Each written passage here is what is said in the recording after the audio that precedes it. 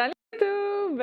Hey, vidéo spéciale aujourd'hui, c'est la 100e fois que je vous accueille en disant Salut YouTube! Salut YouTube! Salut YouTube! Salut YouTube! Salut YouTube! Aujourd'hui, on se retrouve donc pour une vidéo qui, je l'espère, va faire beaucoup de bien. Parce qu'on vit une période assez particulière, n'est-ce pas? On est beaucoup à la maison, ça fait longtemps que ça dure, on s'inquiète un petit peu pour le futur, on s'ennuie, on est tanné.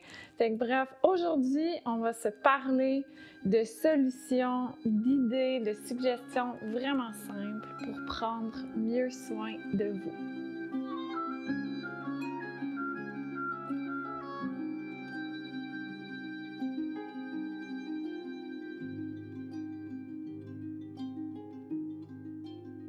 Alors, en commençant, un petit truc pour se ramener davantage dans le moment présent.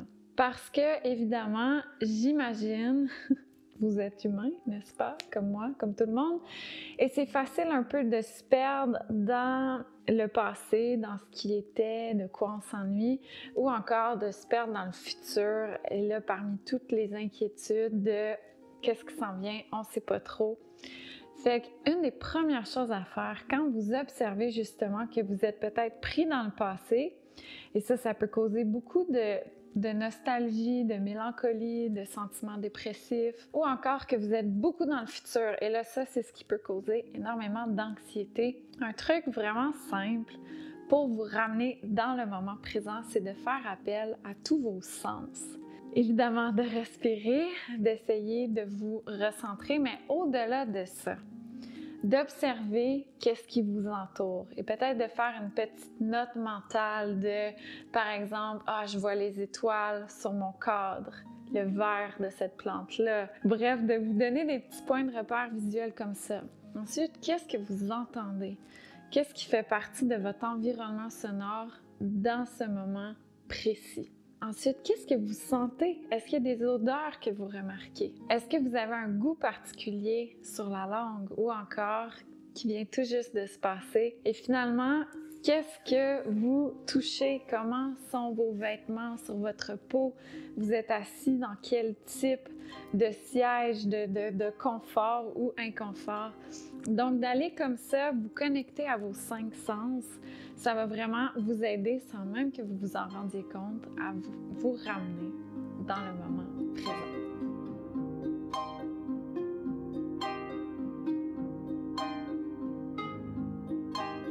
Ce qui me mène aux émotions.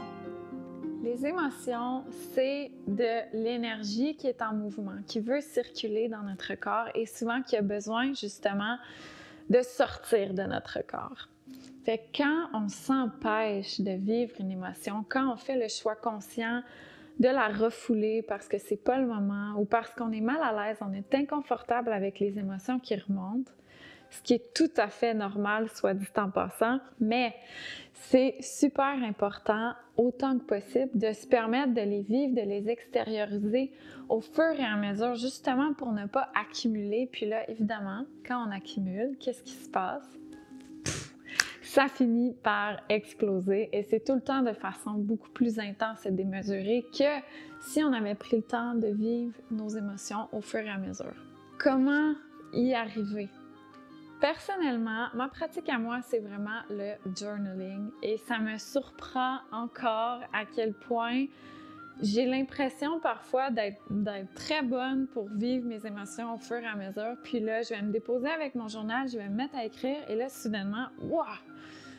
Il y a plein de trucs qui remontent et là, ça me permet enfin de les vivre. Donc vraiment, ne négligez pas le pouvoir des mots, de l'écriture. C'est tellement un bon allié. Puis même si vous sentez un peu, surtout quand on commence, là, on n'a rien à écrire, puis on est comme, voyons, c'est bien niaiseux, pourquoi je fais ça? Écrivez quand même, écrivez quand même. Ah, c'est très bizarre, je comprends pas pourquoi je fais ça, c'est une perte de temps, blablabla. Mais vous allez voir rapidement, les mots vont se mettre à couler d'eux-mêmes et ça peut vous aider à vivre vos émotions. Sinon, évidemment, tout ce qui va être thérapie, ça peut être un très bon allié. Peut-être si vous avez un proche ou une amie avec qui vous pouvez vraiment être authentique, être dans votre vulnérabilité, vous sentir vraiment en confiance, en sécurité, prendre le temps d'avoir des discussions avec cette personne-là. Peut-être que ça peut être une pratique méditative où vous mettez de la musique qui génère des émotions, vous vous reposez et vous observez, en fait, vous laissez sortir ce qui a besoin de sortir. Bref, autant que possible, je vous recommande d'avoir des pratiques qui vont vous aider au fur et à mesure, au quotidien ou au moins à chaque semaine, à mettre des mots sur ce que vous vivez et de laisser sortir ce qui a besoin de sortir. Évidemment, on n'y échappe pas, la méditation, une pratique qui change la vie, qui est simple, qui est accessible à tout le monde.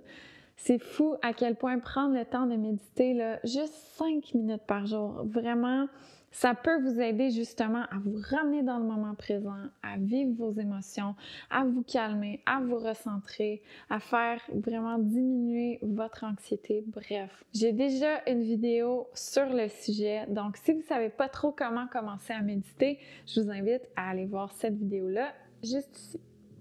Je suis du bon côté. Wow! Prochain petit geste pour prendre davantage soin de vous au quotidien, vous datez. Vous-même, là, pas dater en général ou dater votre partenaire, mais vraiment vous mettre en priorité, vous offrir des moments en tête à tête avec vous-même qui vous font du bien.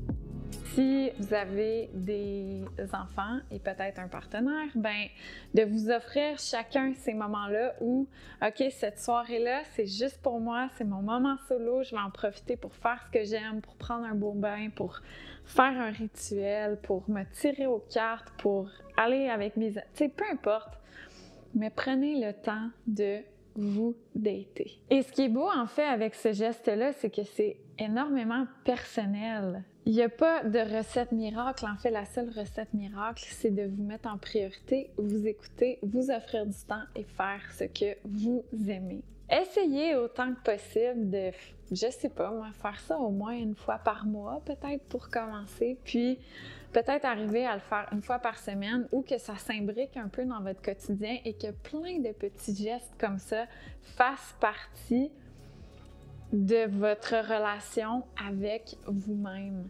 Ça m'amène justement à mon prochain point qui est de choisir plein de petits gestes qui vont élever en quelque sorte votre quotidien, qui vont élever vos petits moments, vos rituels. Ça, c'est quelque chose que j'aime beaucoup faire en fait, c'est simplement de prendre ce qui fait déjà partie de votre vie, déjà partie de votre quotidien, et d'y amener une petite coche supplémentaire de pleine conscience, de présence, de touches en fait qui vont vous donner encore plus envie de prendre ce moment-là pour vous puis de prendre soin de vous. Donc par exemple, votre routine soin du visage. Peut-être au lieu de le faire à l'arrache dans la voiture ou en vous dépêchant le matin ou complètement exténué le soir, puis que ça soit fait super rapidement, un peu pour vous en débarrasser, pourquoi ne pas élever votre routine du visage avec peut-être un beau petit massage que vous vous offrez à vous-même, peut-être en prenant le temps d'allumer des chandelles, de mettre votre musique préférée, peut-être vous faire le cadeau d'un produit que vous regardez depuis longtemps, qui est naturel, qui vient stimuler tous vos sens, bref. Des petites façons comme ça d'élever chacun des gestes de votre quotidien. Peut-être que c'est votre routine matinale du café Au lieu de faire ça encore une fois à l'arrache en faisant 30 000 choses en même temps, en étant sur votre écran, pourquoi ne pas, encore une fois, mettre votre vinyle préféré, votre musique préférée, vous asseoir dans votre fauteuil préféré et juste savourer ce moment-là, peut-être avec un bon livre. Et là, allô aux mamans, parce que là, je sais qu'avec un jeune enfant, c'est un peu utopique. Mais bref, il y a sûrement quand même des petites choses comme ça dans votre journée que vous pouvez venir élever avec des toutes petites différences. Peut-être que c'est de diffuser une huile essentielle pendant que vous méditez ou à la fin de la journée pour calmer la maisonnée. Peut-être que c'est de vous fabriquer un espèce de beau masque pour mettre sur vos yeux quand vous faites votre relaxation, votre méditation avec, par exemple, dans le mien, il y a de la lavande et du quartz rose. Ça fait tellement du bien de déposer ça sur ses yeux et de relaxer. Peut-être encore une fois, au lieu de prendre votre douche à l'arrache parce que vous êtes obligé puis c'est pas un de vos moments préférés, mais pourquoi encore une fois mettez vos huiles essentielles préférées, trouvez-vous un beau bouquet d'eucalyptus à déposer dans la douche qui va libérer ses parfums, ses huiles essentielles. Mettez votre musique préférée, peut-être de l'encens, je sais pas moi, tous des petits gestes comme ça qui viennent élever votre douche et que là, ça devient un moment cocooning pour vous-même.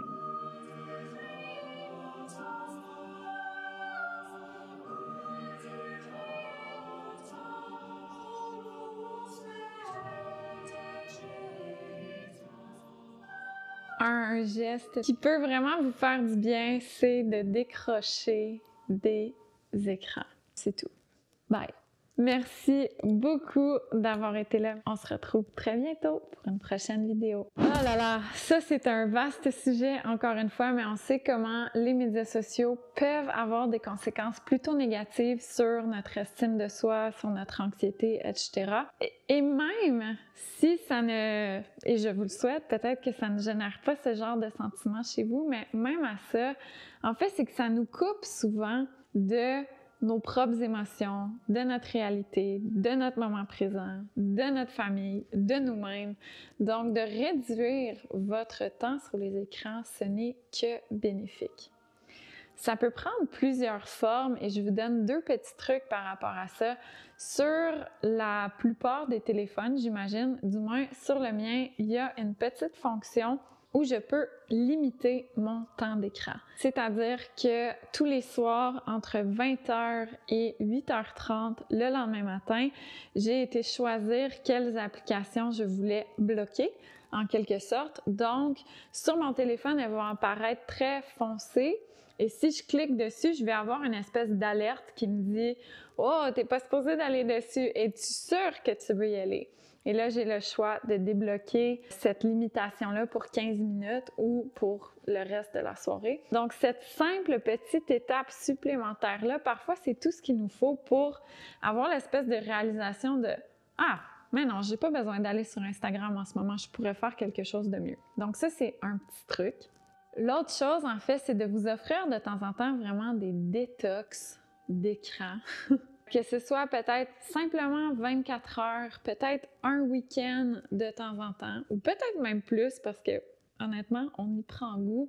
Ou là, avertissez vos proches là, pour que personne ne s'inquiète, mais vous éteignez vos notifications, peut-être que vous éteignez carrément votre téléphone et vous n'y touchez pas pour 24, 48 heures ou plus. Faites le test. Vous allez voir, ça fait du bien et ça nous ramène justement dans les 1001 petites choses du quotidien qu'on aime vraiment, mais qu'on a tendance à négliger parce que c'est rendu un réflexe de prendre notre téléphone puis d'aller scroller sur les médias sociaux. Donc, je vous invite à peut-être essayer ça.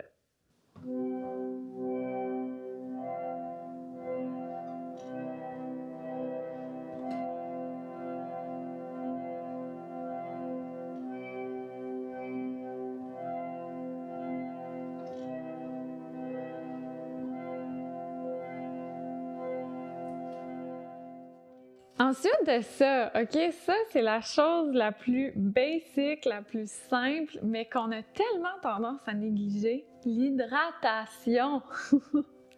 Boire suffisamment d'eau, c'est fou comment ça change le niveau d'énergie, le niveau de fatigue, la concentration, l'allure de votre peau même. Généralement, on ne boit pas assez d'eau. Et pour vous aider, moi, par exemple, quand je travaille à mon bureau, je me suis offert un pichet que je trouvais magnifique. Le matin, avant de m'installer à l'ordinateur, je remplis mon pichet d'eau complet, puis je dois, entre guillemets, le boire avant de terminer ma journée. Et juste le fait que ce soit accessible, que ce soit juste à côté de moi et que ça devienne une espèce de petit geste rituel qui fait un peu plaisir aussi, c'est agréable de remplir mon beau pichet puis de l'avoir à portée de vue, ça m'aide à boire suffisamment d'eau dans ma journée. Donc vous aussi, essayez d'avoir justement quelque chose tout le temps à portée de main, tout le temps accessible pour ne pas vous retrouver finalement, comme ça nous arrive beaucoup trop souvent,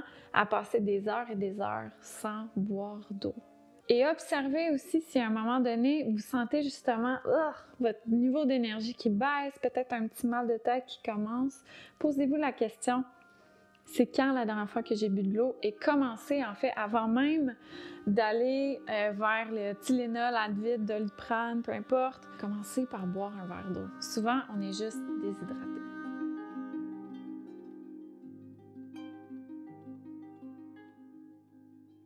Un autre truc qui va un peu de soi, en fait, c'est de se faciliter la vie pour prendre soin de soi. C'est-à-dire que si, par exemple, vous aimez vraiment tricoter, mais votre matériel est enfoui dans une pièce du sous-sol, dans des cartons qui sont difficilement accessibles, évidemment, quand votre journée va être terminée, ça va être beaucoup plus facile de vous dire « je vais juste écouter un film » plutôt que d'aller vous motiver à chercher votre matériel de tricot ou votre matériel de dessin ou, peu importe. Essayez autant que possible de simplifier le chemin vers vos bonnes habitudes, vers ces petites actions-là où vous vous mettez en priorité et où vous prenez soin de vous.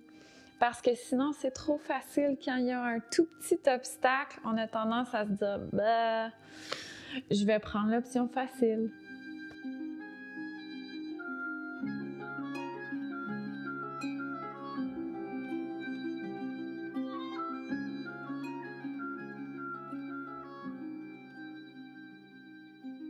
Autant que possible au quotidien, essayez d'aller dehors, même si c'est juste 10 minutes. Ça change l'air, ça oxygène, ça fait du bien.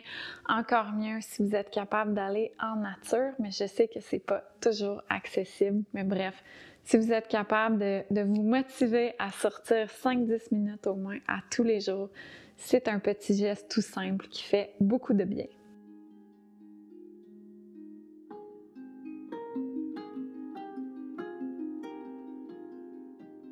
Et finalement, encore une fois, un truc vraiment simple. Dormez.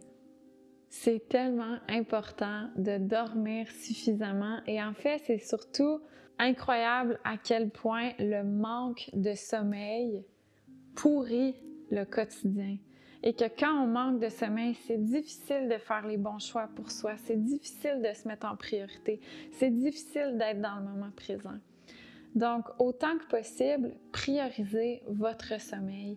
Et là, encore une fois, plein d'amour aux mamans et aux papas qui ont des jeunes enfants. Je suis encore dans cette étape-là où le sommeil n'est pas nécessairement toujours facile et de qualité. Mais même si on a un enfant à la maison qui complique nos nuits, il y a quand même des petits gestes qu'on peut faire pour mettre toutes les chances de notre côté pour mieux dormir. Ça commence d'abord et avant tout avec une routine du soir. Une routine du soir pour décrocher de notre journée, décrocher de nos soucis de cette journée-là, se ramener dans le moment présent, ralentir le rythme, décrocher des écrans et préparer notre corps au sommeil. Si ça vous intéresse, qu'est-ce que vous en dites si je fais une vidéo sur le sujet? Laissez-moi savoir si ça vous tente dans les commentaires. Ensuite de ça, si la routine complète du soir vous appelle moins, juste le fait de couper vos écrans au moins 1 heure avant d'aller vous coucher, ça va vraiment vous aider à vous endormir plus facilement. S'il y a un moment dans la journée où vous voulez intégrer la méditation, le soir au coucher, personnellement, c'est fou à quel point quand je me suis mis à méditer en me couchant, je me suis mise à m'endormir comme ça. Alors qu'avant, justement, parfois, ça pouvait me prendre des heures parce que ça spinait, comme on dit. Alors, peut-être vous aider de méditation guidée. Il existe plein de méditations pour vous aider à vous endormir. J'en ai une d'ailleurs sur la chaîne. C'est dans mes plans aussi cet hiver d'enregistrer beaucoup plus de méditation. Et une méditation guidée pour s'endormir, c'est fou à quel point honnêtement, on se rend à peu près jamais jusqu'à la fin. Et couchez-vous tôt. Je sais que parfois, on a l'espèce d'automatisme, de pression de se dire « ben voyons, je vais pas aller me coucher à 20 heures, tu sais, ça n'a pas de bon sens. » Mais pourquoi pas? Offrez-vous ce cadeau-là de vous accorder plus d'heures de sommeil par nuit. C'est un geste tellement simple qui va complètement changer votre journée du lendemain.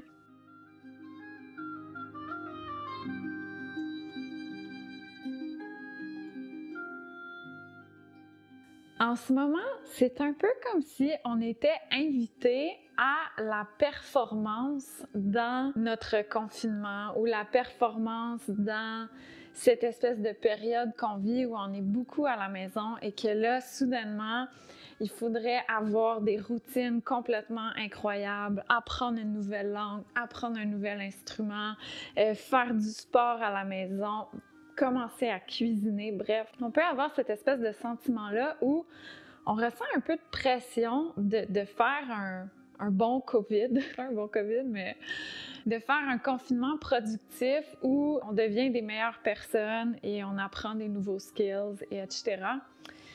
Donc la première chose à faire, je pense, c'est de s'écouter.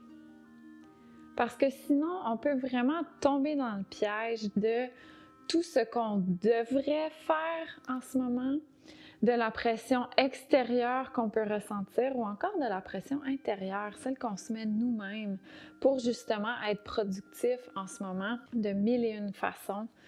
Mais l'important, écoutez-vous. Si ça vous emmerde cuisiner, pourquoi vous mettre la pression d'apprendre à cuisiner? Si en ce moment, vous vivez une période difficile avec beaucoup d'émotions, beaucoup de sentiments, bien peut-être que ça ne vous tente pas d'aller courir à tous les jours, puis c'est correct. Donc, de simplement se ramener dans l'intelligence de notre corps, mais surtout la connexion à notre corps. Écoutez-vous. De quoi vous avez besoin en ce moment?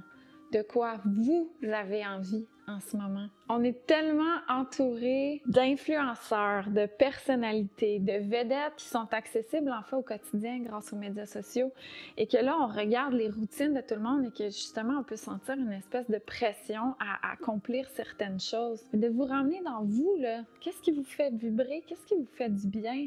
Même si moi, je vous dis, pour vous sentir mieux au quotidien, vous devriez vraiment faire ça, puis là, wow, vous allez être super. Mais si rien de ce que je vous dis résonne avec vous, c'est important que vous vous écoutiez.